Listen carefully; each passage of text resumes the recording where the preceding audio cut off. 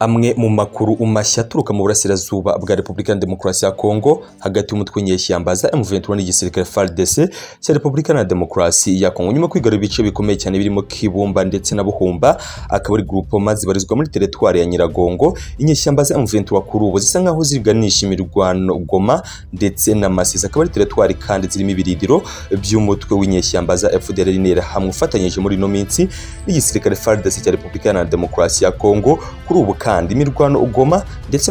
no mu nkengero zegereje no mujyi ufatwa nk'umujyi mukuru mu ntara Kivu ya ruguru byatumye igisirikare cya Kongo FARDC gihitamo kohereza izindi batayo nyinshi mu kurinda umujyi wa Goma mu gihe kandi umwe mu bakuru operation zidasanzwe z'ingabo z'uburasirazuba bwa Repubulika ya Demokarasi ya Kongo EAC yijeje abaturage batuye Goma ko nta mutwe w'inyeshyamba cyane cyane M23 ndetse ko nta kindi kintu kizahungabanya Goma akabizeza umutekano ukomeye cyane. Ibi byose biravugwa nyamara mu gihe benshi mu batuye Goma bakomeje guhungira Isake ndetse no mu bice bikomeye cyane bya Kanyarucinya n'imwe mu nkambi nshya cyane tamaze igihe kinini bitewe n'imirwano hagati y'inyeshyamba za M23 n'igisirikare FARDC cya Repubulika ya Demokarasi ya Kongo. Kuri ubu kandi imirwano ikaba ikomeje kumvikana mu bice byose bigaragiye Goma muri territoire ya Nyiragongo nyuma y'uko umutwe w'inyeshyamba za M23 usize ndetse ukareka ibice bya territoire ya Rucuru ugatangira gukaza imirwano werekeza Goma muri territoire ya Nyiragongo. Amakuru umashya atugeraho muri iki gitondo nuko umutwe wa FDLR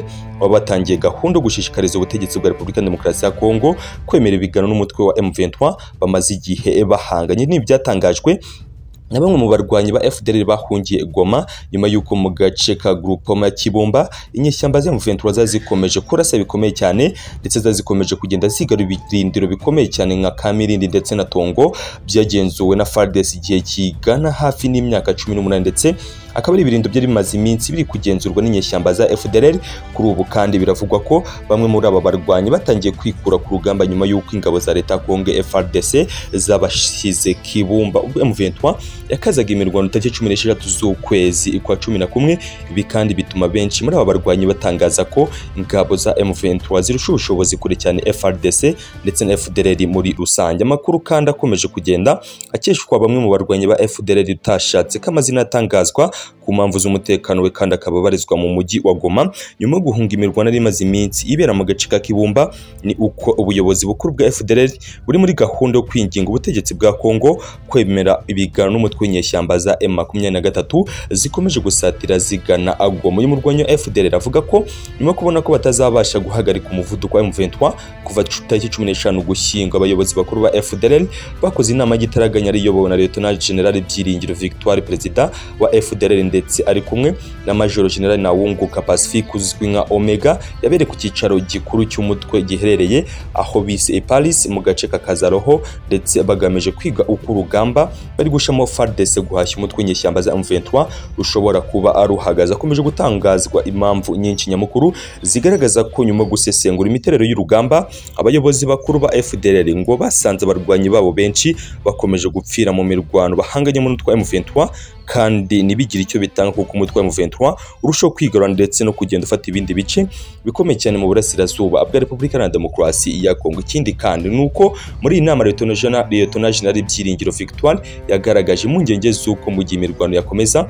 bishobora kurangira FDLR itakaje ibindi birindiro byayo byose biherereye muri territoire ya Rucuru, Nyiragongo n'ahandi bitewe nuko hari n'ibindi birindiro by'uyu mutwe byamaze gusenywa ndetse bitwikwa n'umutwe wa M23 bahanganye muri territoire ya Rucuru ndetse bakaba bari kwikanga ko n'ibisigaye byazasenywa na M23 mu gihe imirwano yaba ikomeje muri territoire ya Masisi ndetse na Nyiragongo, bigatuma kandi bahungira mu bindi bice biri kure y'umupaka w'igihugu cy'u Rwanda, dore ko uyu mutwe wa FDLR inera hamwe wagiye uvugwaho kenshi cyane guhungabanya umutekano w'u Rwanda ndetse ku bufatanye bwabo n'ingabo za leta ya Kongo hagiye hakomeza kumvikana ubufatanye bwagiye bwamaganirwa kure. FDLR ikabikomeje kujya mu nzira yo gusaba Perezida Felix Antoine Tshisekedi Tshilombo ndetse n'abagaba bakuru b'ingabo za Kongo FARDC guhagarika imirwano bakomeje kujyamo umutwe w'inyeshyamba za M23 bari guhomba kandi ibikorwa byabo by'ubuhinzi n'ubucukuzi ndetse n'ubucuruzi barasanzwe bafite muri Rucuru, Nyiragongo ndetse na Masisi mu gihe imirwano yakomeza hagati yabo n'umutwe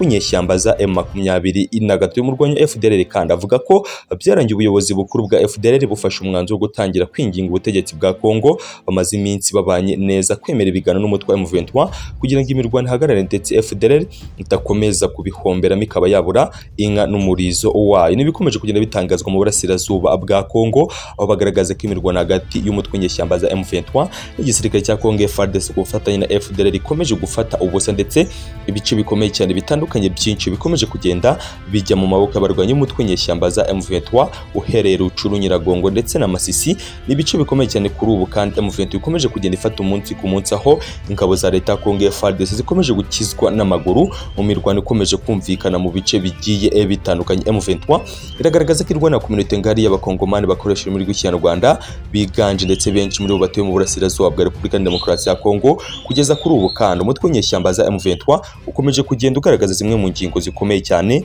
aho bagaragaza ko inyeshyamba za M23 kuri ubugereranyije ubushobozi bwazo n'ubw'ingabo za leta Kongo FARDC. Ibisubizo bigaragaza ko umutwe nyeshyamba za M23 uzakomeza kwigarura ibice bikomeye cyane ku butaka bwa Repubulika Demokarasi ya Kongo ndetse kandi ibyo bikaba bikomeje kugenda bishimangirwa na zimwe mu ngingo zikomeye cyane zikomeje kugenda zigarukwaho n'abagaba bakuru b'ingabo za FDLR inera hamwe bakomeje gutakariza benshi mu rugamba mu burasirazuba bwa Repubulika Iharanira Demokarasi ya Kongo. Kugeza kuri ubu umujyi wa Goma ukomeje gufatwa nk'ikizi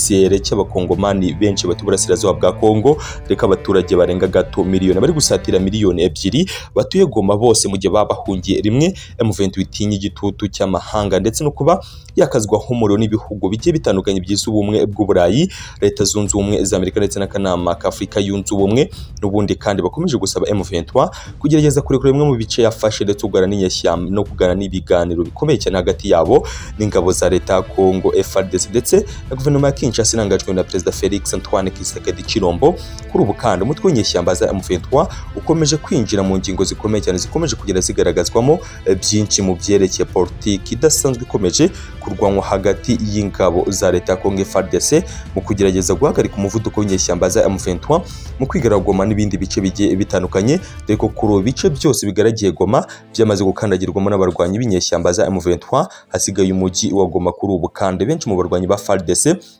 bakaba bahisemo kuza gushyira ibirindiro bikomeye cyane ahazwi nk'imunigi aho biteguye guhagarika bikomeye cyane inyeshyamba za M23 mu gihe kandi imirwano ikomeje kumvira gato mu birometero 10 uturutse munigi akaba ari mu bice bya Kanyamahoro ndetse n'umusozi wa Nyundo inyeshyamba za M23. Kuri ubu kandi zikomeje imirwano idasanzwe hagati y'abo n'inyeshyamba za FDLR zifatanyije n'igisirikare cya Repubulika Demokarasi ya Kongo FARDC mu rugamba rukomeye cyane ndetse rukomeje guhomberwamo byinshi. Kugeza kuri ubu M23 iragaragaza ko irajwe inshinga n'ikibazo cya community ngari y'abakongomani bakoresha ururimi rw'ikinyarwanda biganje batuye ndetse benshi barizwa mu burasirazuba bwa Kongo. M23 kandi iragaragaza ko kwirengagiza inshingano kwa Perezida Felix Antoine Tshisekedi Tshilombo ndetse no gukumira community ngari y'abakongomani bakoresha ururimi rw'ikinyarwanda ari bimwe mu bikomeje kubura umutekano ndetse Goma ikomeje kugenda igana mu kuba yafatwa n'inyeshyamba za M23 mu gihe FARDC n'abafatanyije bakomeje guhunga urugamba.